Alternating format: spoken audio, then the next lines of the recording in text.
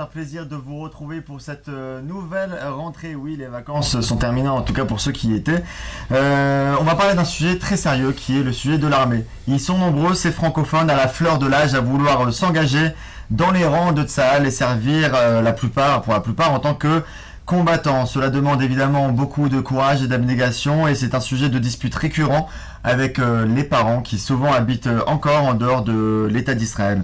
Du courage donc, mais de l'insouciance parfois. Les raisons pour lesquelles ces jeunes s'engagent ne sont pas toujours les bonnes. Prétexte à l'intégration, se prouver quelque chose à soi-même, plaire à quelqu'un d'autre ou encore parce qu'ils n'avaient rien d'autre à faire ici en attendant les études. La désillusion se fait malheureusement rapidement une fois la personne enrôlée. Rav Uri Cherki est avec nous, shalom. Shalom. Alors ma question est très simple, pourquoi s'engager dans l'armée?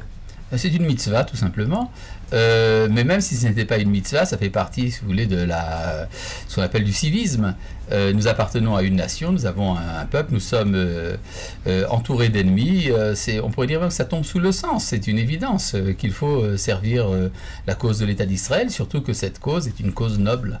En quoi c'est une mitzvah particulièrement de faire l'armée? Eh bien, tout simplement parce que cela correspond à plusieurs commandements que nous trouvons dans la Torah. Tout d'abord, selon le Ramban Nachmanide, qui est qu'il y a une mitzvah que cette terre soit entre nos mains et qu'elle soit sous notre souveraineté. Or, l'accomplissement de cette mitzvah n'est possible que s'il y a une armée.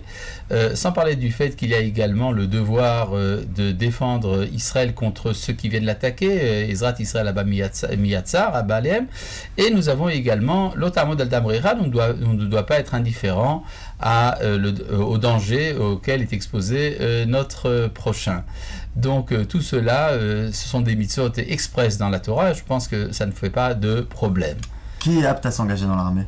Eh bien, toute personne qui en est capable, de même que pour pouvoir mettre les téfilines, il faut avoir un bras.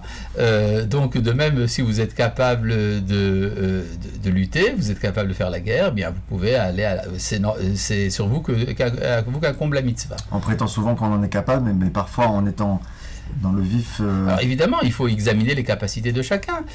C'est évident que si on a une faiblesse physique ou mentale, chas de shalom, eh bien évidemment, il y a des dispenses.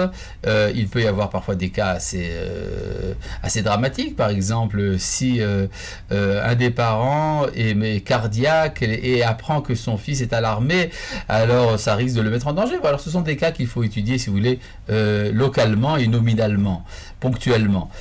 C'est évident que toute mitzvah a des dérogations, mais ça n'empêche pas que c'est une mitzvah quand même, et que les parents doivent être fiers justement de l'engagement de leurs enfants. On va y revenir dans un petit moment par rapport à la relation avec les parents à entretenir pendant le service militaire. Alors, durant le temps du service militaire, notre vie est un peu entre les mains des officiers, des commandants qui contrôlent à peu près tous les mouvements des soldats. Il y a peu de place à l'intimité et à l'introspection et on peut très vite en être affecté mentalement. Rav Uri Cherki, comment garder le cap dans ces cas-là? C'est tout à fait le contraire en vérité. C'est-à-dire les officiers, les commandants, etc. ne s'occupent que de l'extériorité de la personne et pas de son intériorité. Si vous voulez, dans mon expérience personnelle, le temps que j'ai passé à l'armée était un temps où justement la vie intérieure était extrêmement développée puisqu'elle ne recevait pas de commandement et pas d'ordre. Tandis qu'on était entièrement dispensé de s'occuper de ce qu'on fait au niveau des actes puisque quelqu'un d'autre en prend la responsabilité. Donc si vous voulez, il faut avoir une certaine une capacité, on peut l'apprendre, à faire cette différenciation entre la vie intérieure et la vie extérieure et alors là, tout marche très bien. Bon, Jackie, quand on est mis à l'épreuve physiquement et mentalement, quels sont les conseils que vous pouvez donner aux jeunes pour tenir bon? Tout d'abord, de savoir que ça va passer.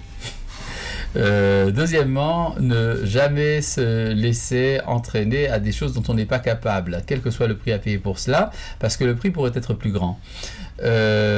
Troisièmement, toujours se souvenir que ce n'est pas pour le mefaket, pour l'officier que l'on travaille, mais que l'on travaille pour le Dieu d'Israël. D'après les dires des soldats, quand on parle avec eux, quand finalement on se retrouve à faire de longues gardes dans des endroits perdus, ou qu'on doit faire la vaisselle pour 100 personnes, ou des corvées à longueur de journée, ou rien, tout simplement, difficile de trouver un réel idéal dans cela et de garder la motivation. Non, ça n'a rien à voir avec les actions que l'on fait, c'est quelque chose qui se passe dans la vie intérieure. Si on a appris si on a intégré, imprégné les raisons pour lesquelles on se trouve à l'armée, alors on doit être également disposé à toutes les bêtises qui peuvent y arriver. Personne n'a dit que la vie était facile, ni que la vie du peuple juif était facile.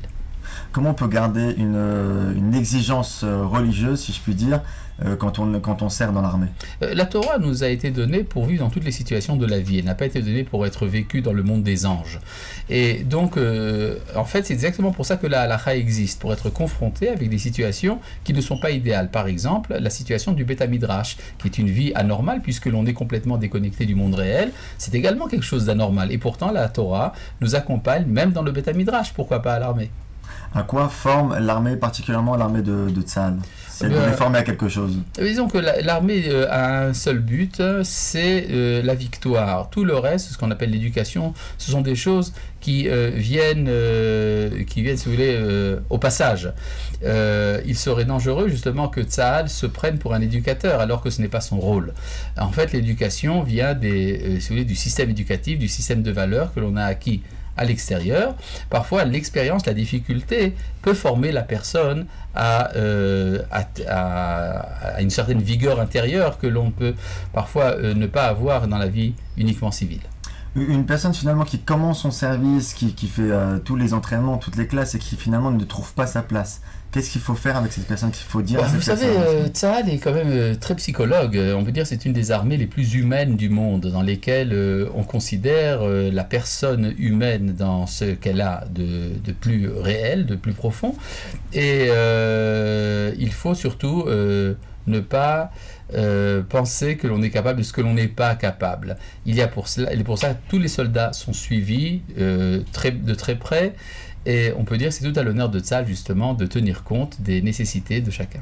Alors, Boris Cherki, deux dernières questions. Vous allez certainement me répondre qu'il faut étudier ça au cas par cas. Mais est-il bon d'être en relation pendant l'armée, non marié? D'avoir une amie, une fiancée vous savez, l'armée et la vie civile, c'est exactement la même chose du point de vue de la halakha. De même que la halakha encourage le mariage et n'encourage pas une relation non mariée, c'est aussi vrai dans la vie civile que dans la vie militaire. Et dernière question, cette épreuve de l'armée, c'est aussi, vous l'avez dit au début d'émission, l'épreuve des parents qui souvent à contre-cœur acceptent le choix de leur enfant, et on les comprend. Que diriez-vous à ces parents? Je pense qu'il faut toujours considérer les enfants comme étant des adultes, comme ayant un libre arbitre. Moins on prend de responsabilité par rapport au choix de l'enfant, plus ce choix est judicieux. Merci beaucoup pour vos réponses concises et claires. Merci beaucoup à vous, Richard Cherki. Et quant à nous, on se retrouve très bientôt sur la télévision du Machon Meir pour de nombreuses émissions. N'hésitez pas à commenter, à partager nos vidéos. À très bientôt. Ciao, ciao.